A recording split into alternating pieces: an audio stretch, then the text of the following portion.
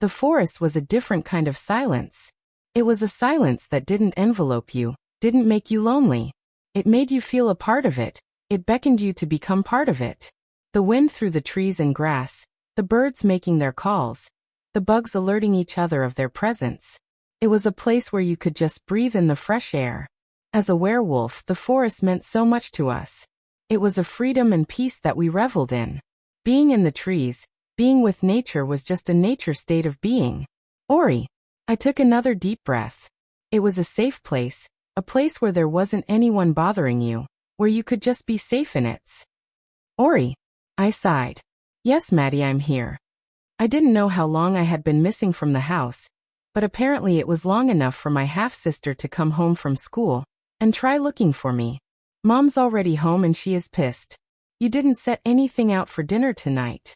Madison, or Maddie as she preferred to be called, was 4 years younger, just turning 15. Though she could be mistaken for my age with the amount of makeup and short shorts she wore. She was the girly princess that you would expect the most popular girl in school would be.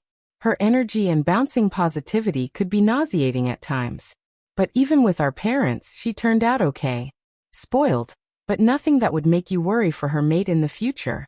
I turned 19 a few months ago, and I was proof of the love my father had for my mother. They were not fated mates but chosen. That was, until Melissa came into the picture. Melissa was my father's fated mate, and it ended up being awkward few years. That was until my mother died in a hunter attack when I was 4. My mother and I, had been captured and tortured by the hunters. My pack found me days later, wandering in the forest. I was left scarred permanently. My mother's body was found days later. Almost immediately, a pregnant Melissa and Tyler, my 2-year-old half-brother, moved into our home. That's when it started. I, being the reminder of my dad's indiscretion, as Melissa called it, was shown just how unwanted I really was in the family.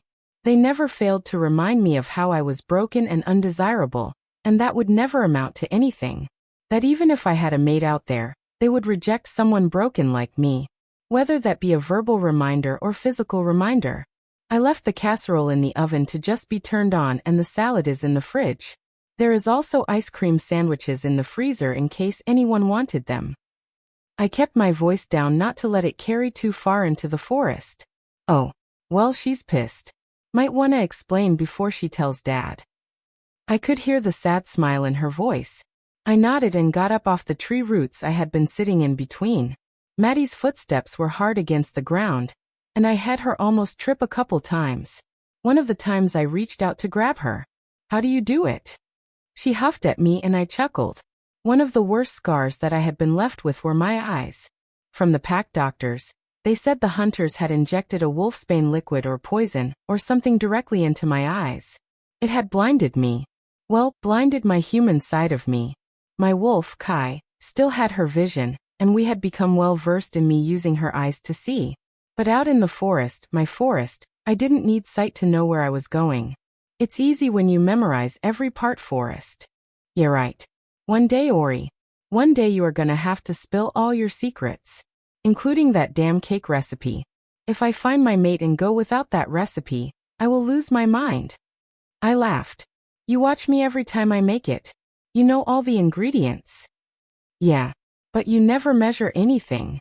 And you just throw shit in when you like it. She laughed as well, opening the back door to the house. Our house was a modest 2-story house. As we were reminded of its modesty every time Melissa got a new pair of shoes or a new purse. It was too modest for her taste.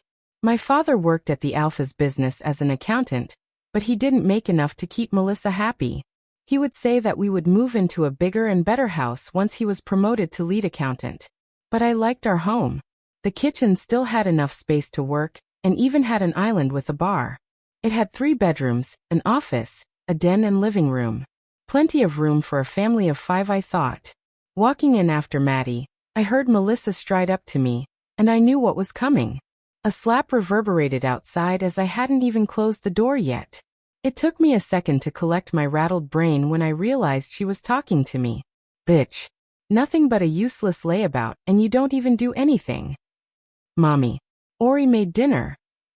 To her credit, Maddie would sometimes try to help. But she would never go or speak against them. Ty was a little more vocal, feeling that I was somehow his responsibility, but my father was the next beta to the current alpha. And Ty was in line to be the beta as well. So there was only so much he could do. It's in the oven. I just need to turn it on. Then the salad is in the fridge in the red container. I managed to cough out, after the stinging subsided a little.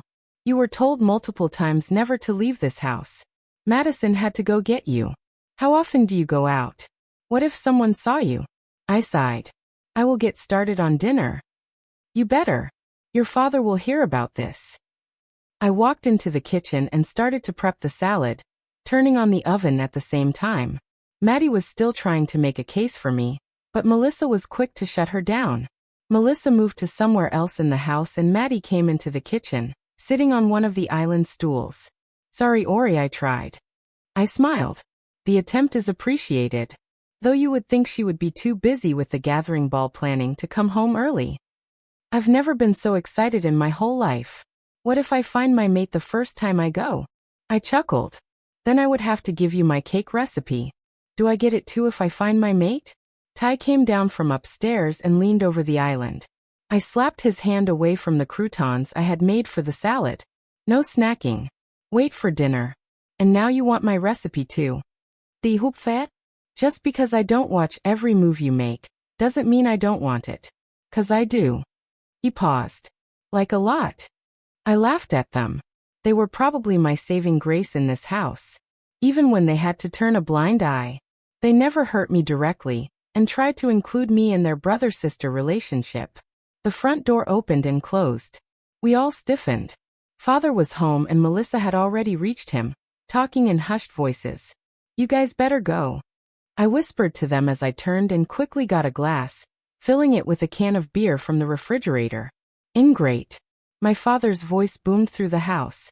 He strode into the kitchen where I passed him the glass. Already you could smell the alcohol on his breath and the slight slur in his speech.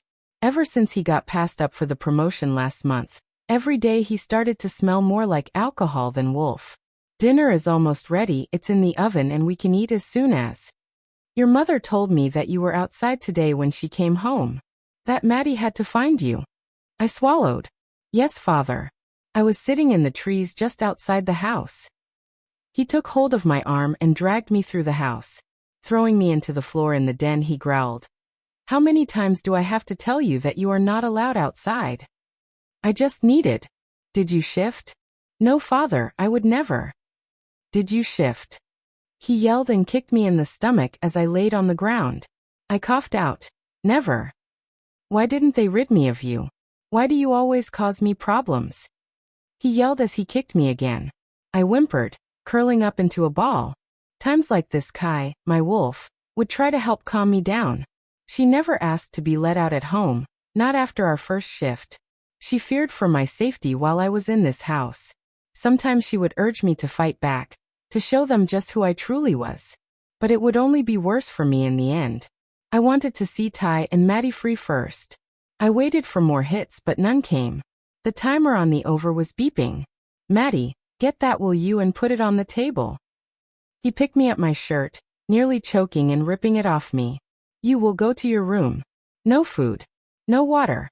Nothing. And I'll see how long it will last this time. He basically threw me into my walk-in linen closet that was converted into my bedroom. I landed on my bed as my head hit the wall, and let out a small cry. My father shut the door and locked it. Clutching my head, I had gotten off easy this time.